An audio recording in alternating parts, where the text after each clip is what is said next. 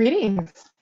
No, you don't have to adjust your dial at all, or you've got the right show. This is Ageless Grace, and it is with Denise Medville.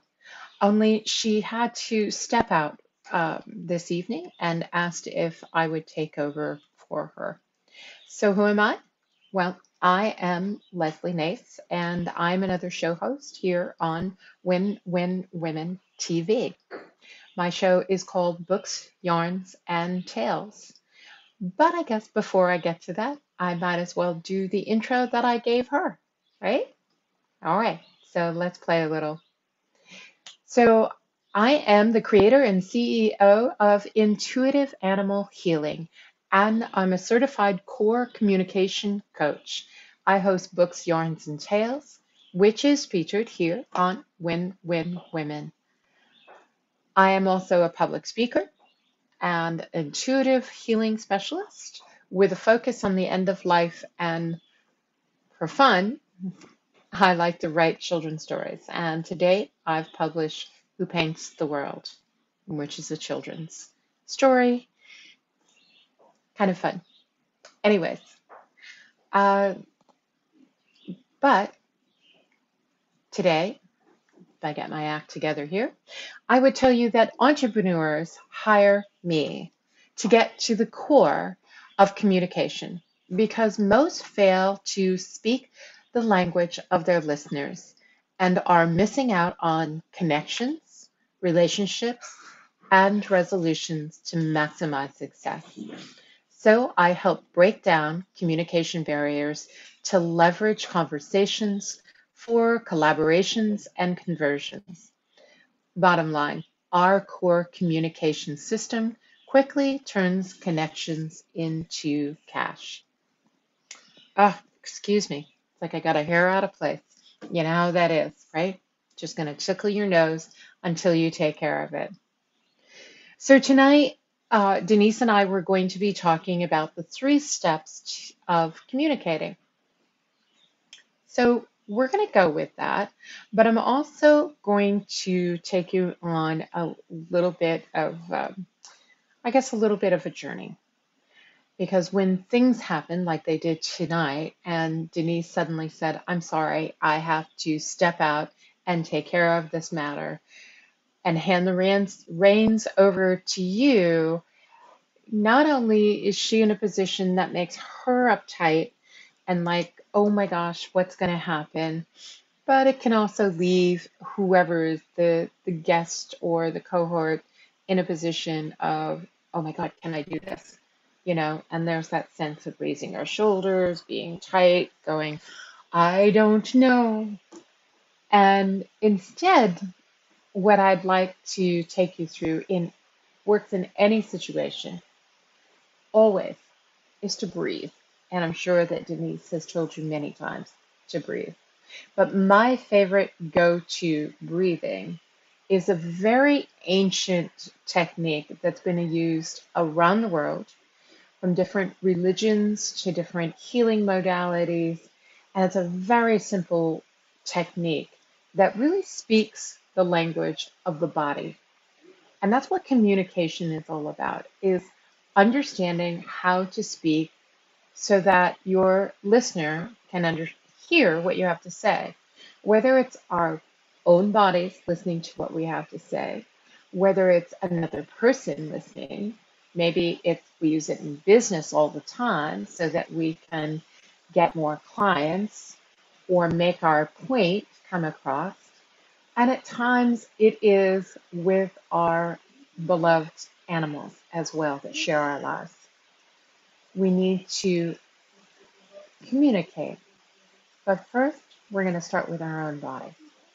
So take 3 fingers and place them over your heart. Your fingers place your attention on your heart. And so where your attention goes, like the fingers, is where your thoughts are going to go.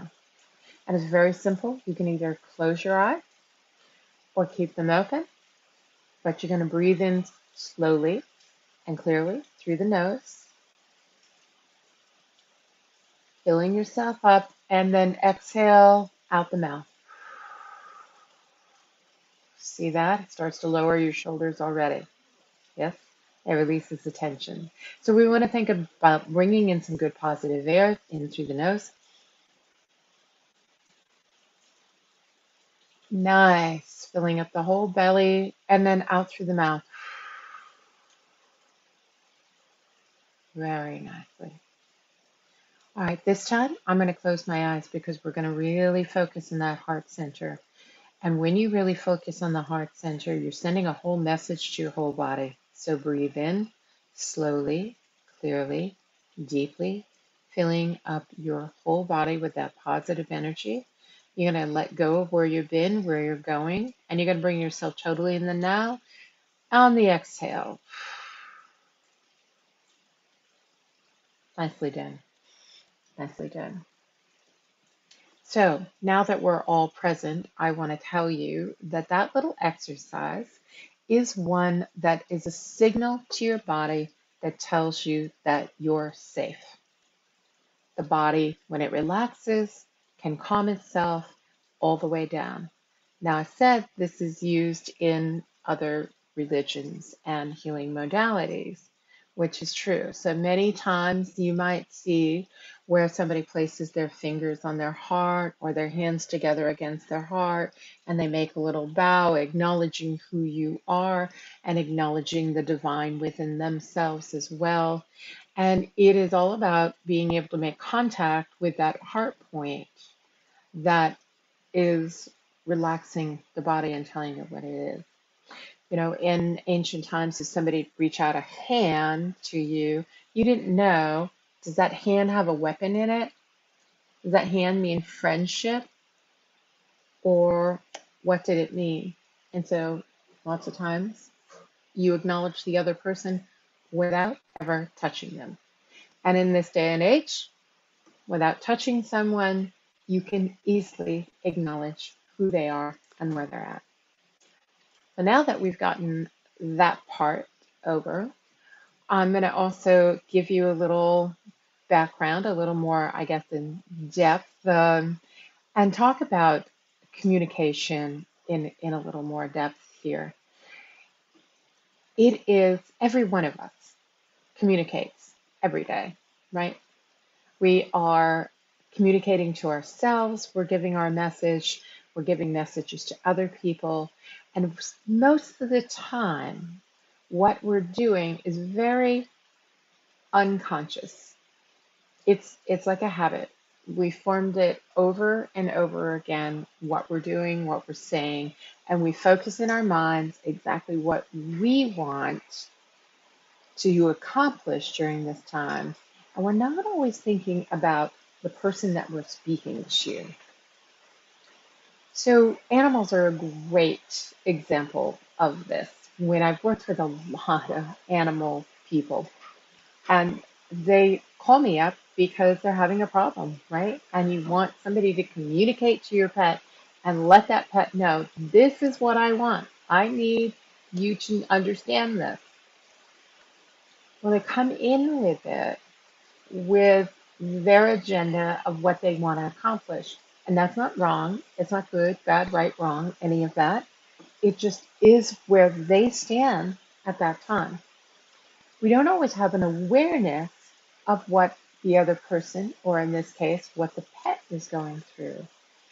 And so the first thing that I do is open up my own awareness and really kind of step back to figure out, well, what's really going on.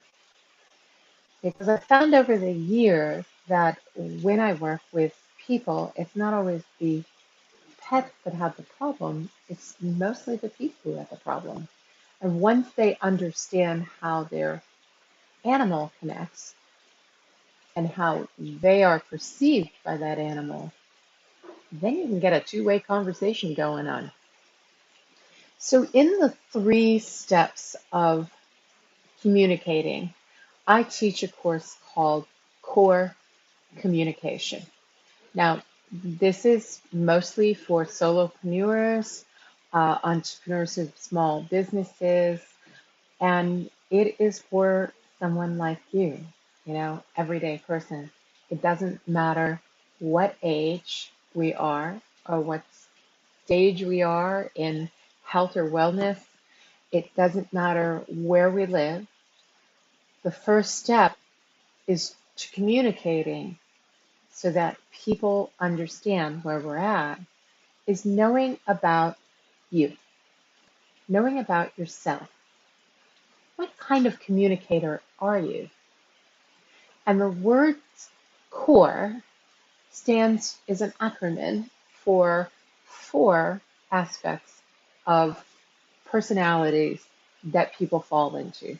Now, there are lots of different ways to look at things, but in a very succinct way, you can find yourself within the system very easily. So the C in core stands for catalyst. Now, catalysts are people who are just like, they got this idea, I got to go with it, nothing stops them, they're out front in the crowd, they're going to make something happen. And that's what they do. They go for it. The O stands for optimizer or optimist. No, not optimist, optimizer. If you're an optimizer, then you really like those systems. You know, you want to know that you've got everything in place, lined up. You know, you could be someone who has management systems, accounting, all the checks and balances, but you know where things are, and you're going to get the most out of everything you do because you've got it laid out for you in front of you. The R in core communication stands for relator. A relator is someone who is very much, they care. They care about you, how you feeling, are you doing all right? They are the ones who are for the good of all. They're really about service and making sure that everybody's taken care of. Now, the E happens to be experts. E for experts in core. And that's the people who are just like, you know, they're soaking up the knowledge. Whatever their field is, they are the expert. They will tell you all the facts, all the figures. They have all the data. They're going to be the ones in the back of the room that's going, excuse me, can you tell me where you found that information? Because that's just them. That's what they want to know. And that's what gives them comfort. So when you know what kind of communicator you are, now I have a free assessment that I work with people on this. And at the end of the show, I'll give you an opportunity in which you can connect if you like and ask for that. So when we find out how we communicate, what are our major force, whether we're someone who's going to take an idea and run with it like the catalyst, whether we are the optimizer who goes, wait a minute, I'm going to put all these systems in place so I know that everything's going to work, whether we're the relator and say, oh, come on, give me a great big hug, or whether we're the expert who is all about the facts and figures and can just cite things off the top of their head.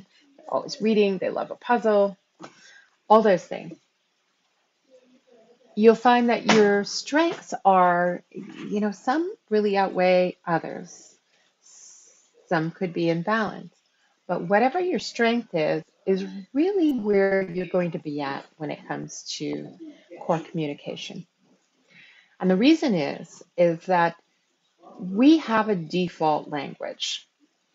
Wherever we're from, there is a way that we speak. There's a way we present ourselves and hold ourselves in this world.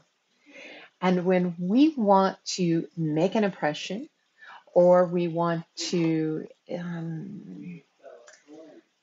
convince somebody in a nice way to do business with you, or you're getting a group of people together and saying, wow, I've got this great idea. I need some people to collaborate with me. Why don't you join me? We always seem to fall back on what we know the best. And the best of what we know doesn't always work well when somebody else has a different default language than you do. Now I've got the language of the little cat here saying hi.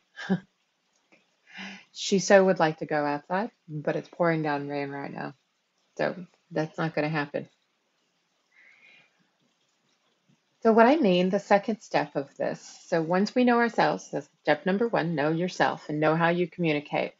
How do you come across? And once you know that, then you know someone else. If you're doing business with someone else and you want to connect with them, you want to know, are they somebody who is a catalyst? Are they going to take fast action? Are they going to take this idea and just run with it? Well, how do you talk to them? How do you excite them about this idea to move forward? Or the optimizer. Are you going to have the systems already in place? Do you know what needs to be there to make them feel safe and secure about your idea of what you're putting forth? And then there's Relator. The Relator is that warm and fuzzy person who's going to, if it's for the good of everyone, then they're going to jump on board. They're also probably going to give a little too much of their own time. For a worthy cause, they're ready for it. And then the last is the expert. And the expert is the one who's really going to jump through the hoops and want to know, like I said, some of those facts and figures. So in what I teach, it is finding out which one someone else is. And I teach all the kinds of clues and abilities for that. I'm trying to think if I could quickly give you an example. This was where, if Denise was here and she was interviewing me, to be honest, I'd be like, oh, yeah, let me tell you the story about that. And being here by myself, I'm like a little not used to telling and talking about myself, but I'll come up with some idea as we go along. And the last step is really knowing what to say, when to say it, and how to say it at any given time. There is so much more than the three brief steps. But if you know what to say, how to relate to another person, how to quickly go in your assessment, oh my gosh, I am talking to an optimizer. I can tell them all about the systems that I have in place. Or you can go, oh, the expert. Yes, I've done my homework, my research, here it is. Or if you're an expert yourself, you easily fall into that mode of, yeah, let's just jive with all of this. And you can get excited more and more and more. And that's what you want to bring, is you want to bring your authentic self here to the conversation to help people understand what it is you truly have to say. So that's part of knowing what to say. You wouldn't necessarily say to someone who was a relator, I've got all these facts and figures that I'm just going to tell you about. Let me tell you, in 1992, they did this scientific test and they came up with these results. Because the relator might glaze over at you and go, okay, and what does this mean to me? So, in knowing who you're talking to, you know what to say at any given time. I'm going to give you an example a little bit here of if you were talking to uh,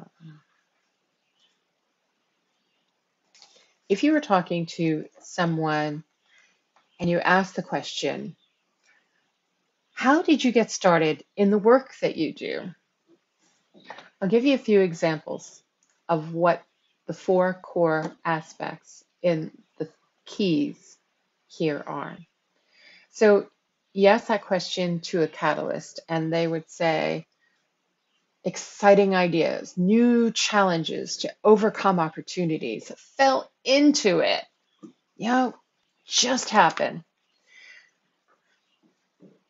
They thought they'd give it a try. They're going to take that leap of faith and step out on that precipice and just go, okay, the next stone will be there. But if you were talking to an optimizer, they would say, well, I applied my skills and my systems to the current market trend, and they made sense. Something had to make sense to them. So if you were asking the relator how they got started in this work, they might tell you, well, it's a dream that I had.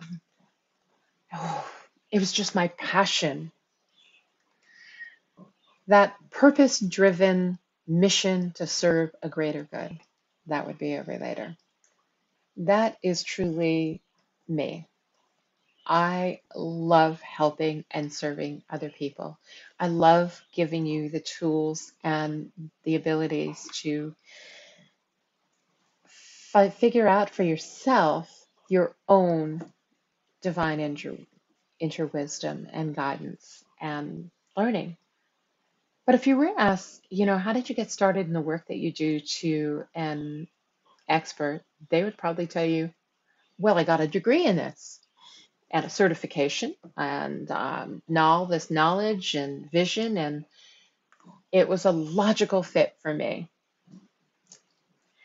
That kind of gives you a little rundown of core communication.